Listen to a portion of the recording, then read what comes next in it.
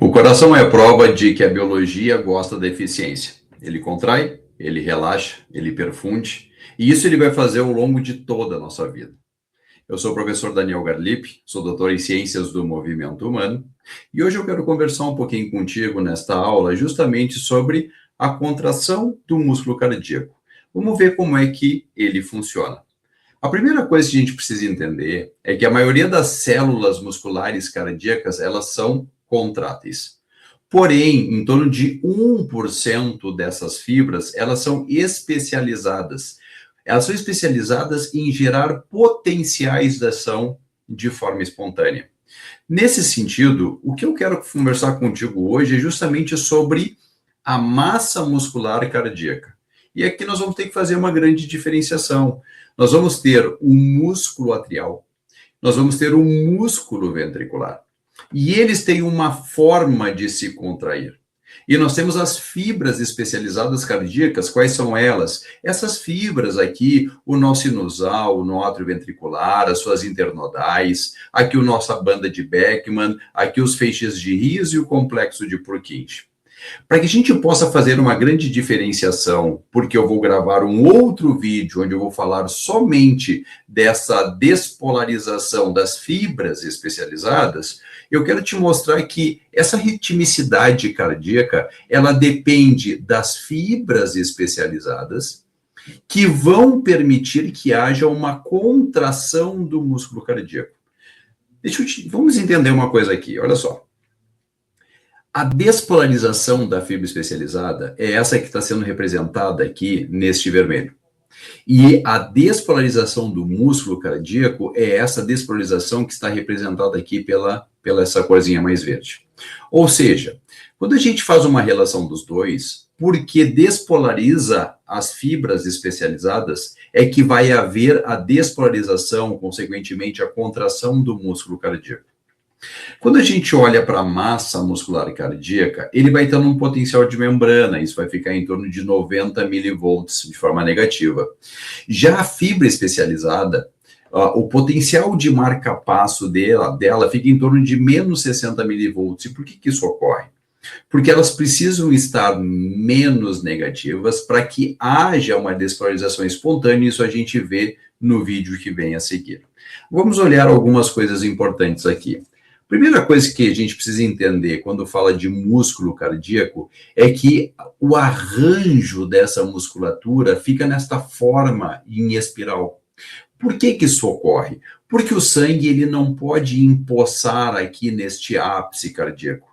Ele precisa ser, a partir da contração do músculo cardíaco, ejetado, seja pela artéria aorta, seja pela artéria pulmonar, para que a gente possa ter o fluxo sanguíneo lá da pequena circulação, onde é levado o sangue para os pulmões, e o fluxo sanguíneo para a grande circulação, ou a circulação sistêmica, onde nós estamos levando o sangue para o restante do corpo. E quando a gente começa a falar entre as células musculares, elas são muito justapostas. Elas, inclusive, têm esses discos intercalares aqui que permitem que hajam desmossomos. Esses desmossomos, eles ficam entrando em uma célula em relação à outra. Qual é a função desses desmossomos? É transferir a força de contração de uma célula para outra célula, claro que pensando em músculo cardíaco.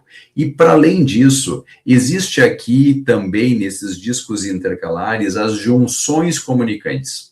As junções comunicantes permitem que íons passem de uma célula diretamente para outra, gerando um sinal elétrico, permitindo então que esse abalo de contração seja rapidamente espalhado entre essa massa muscular cardíaca, para que o coração possa se contrair praticamente como um sincício, ou seja, se vai uma contração praticamente simultânea. Nesse sentido, vamos olhar como é que funciona o acoplamento, excitação, contração e relaxamento do músculo cardíaco. A primeira coisa que a gente precisa entender é que as células musculares cardíacas, o retículo sarcoplasmático dessas células, ele é pouco desenvolvido. Ele não é como no músculo estriado esquelético, que tem um grande desenvolvimento capaz de ter muito cálcio lá dentro. Para que haja uma contração cardíaca, o que tem de cálcio nesse retículo sarcoplasmático seria suficiente para obedecer em torno de 90% da quantidade de cálcio capaz de fazer a contração das células cardíacas. Por isso, o coração vai se usar de cálcio do líquido extracelular. Vamos entender como ocorre este processo de despolarização da célula muscular cardíaca. Quando ocorre um abalo de contração, este abalo ele chega, desce pelos túbulos T. Quando ele desce pelo túbulo T, este aqui é um canal de cálcio voltagem dependente do tipo L. Quando este abalo de contração desce por este túbulo T, este canalzinho se abre. E ele vai permitir que haja a entrada de cálcio do meio extracelular, do leque, do líquido extracelular.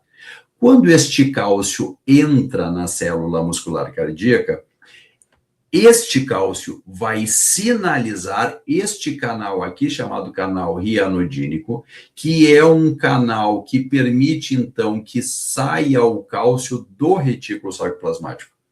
Sim, é a entrada deste cálcio que estimula o canal rianodínico a liberar cálcio. O que vai haver, então, aqui? Vão ser apresentados fagulhas de cálcio ou faíscas de cálcio, que nada mais é do que a somação deste cálcio extracelular com este cálcio aqui que vem de dentro do retículo sarcoplasmático.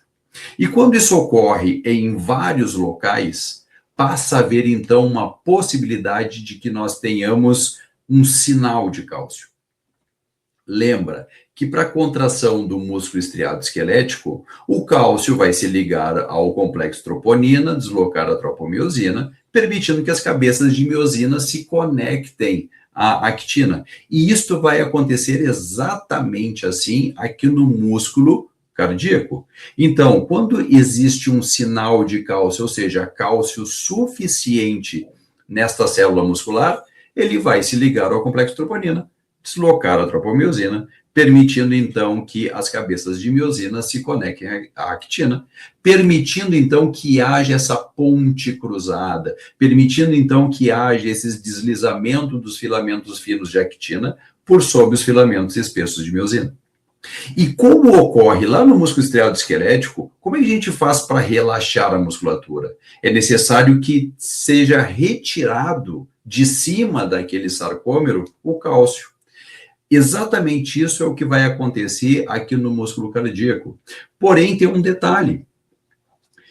Este cálcio que estava fazendo a contração do sarcômero, isso é um cálcio que veio do retículo sarcoplasmático e um cálcio que veio do líquido extracelular. Consequentemente, parte do cálcio precisa retornar para o retículo sarcoplasmático.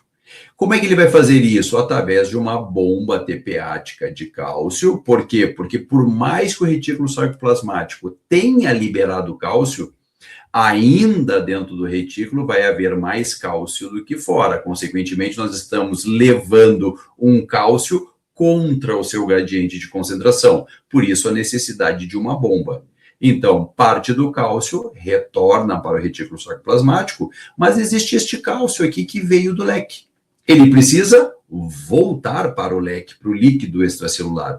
E como é que ele vai fazer isso? Ele vai fazer isso a partir de um canal antiporte que utiliza a energia de entrada do sódio para permitir a saída do cálcio.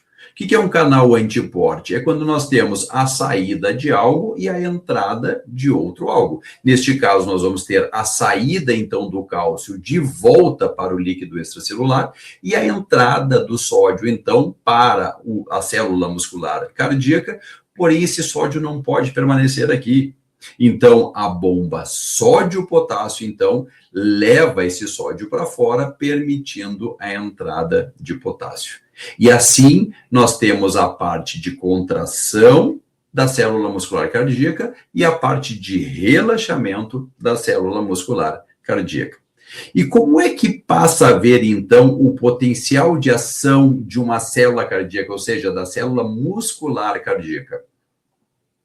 Passa a haver, então, uma entrada de sódio.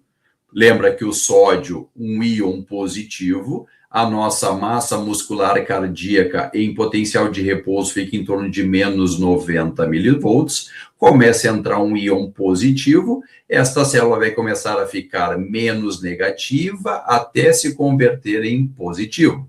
E isto vai até mais ou menos 20 milivolts positivo. Neste ponto, fecham-se os canais de sódio, abrem-se os canais de potássio. Começa a sair potássio. O potássio ele é positivo, se ele começa a sair da célula, a célula vai começar a ficar menos positiva. Porém, neste ponto aqui, mais ou menos, os canais de potássio, eles vão ter um atraso, eles vão começar a se abrir os outros canais um pouco mais tarde, mas nós vamos ter uma abertura de canais de cálcio. Então, vejam, cálcio também positivo. Entra cálcio na célula, nós vamos ter o mantenimento deste potencial, fazendo então um platô, e mais ou menos neste ponto aqui, nós vamos ter o fechamento dos canais de cálcio e a abertura dos canais de potássio. Consequentemente, parou de entrar cálcio, e agora nós vamos começar a retirar cargas positivas dessa célula, ou seja, tira-se o potássio lá de dentro. Vai haver, então, uma repolarização desta célula cardíaca, dessa célula muscular cardíaca. Mas aí vem a grande pergunta. Para que serve este platô? Quando a gente fala de um potencial de ação de um neurônio, não existe esse platô. Mas por que existe esse platô aqui? E a resposta ela é bem interessante.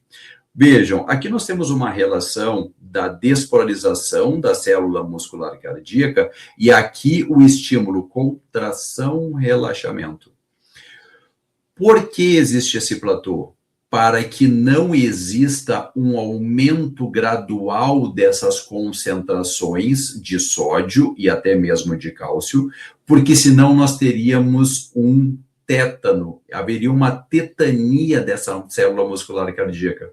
Então, como é que precisa haver a resposta dessa célula muscular? Ela precisa se contrair e se relaxar, se contrair e se relaxar, fazendo com que esses potenciais não possam vir se somando, criando, por exemplo, uma tetania da célula muscular, levando, por exemplo, a pessoa à morte. Ok? Então, pensando em célula muscular cardíaca, essa passa a ser a forma com a qual existe esta despolarização e esta repolarização. Ok? Então, eu fico por aqui com esta aula, lembrando que a aula que vem em seguir vai ser justamente a relação despolarização, repolarização das fibras especializadas cardíacas. Clique aqui embaixo para me seguir e eu já vou deixar aqui em cima, em breve, esta nova aula para que você possa ver a continuação do que está sendo dito aqui. Um grande abraço e até breve.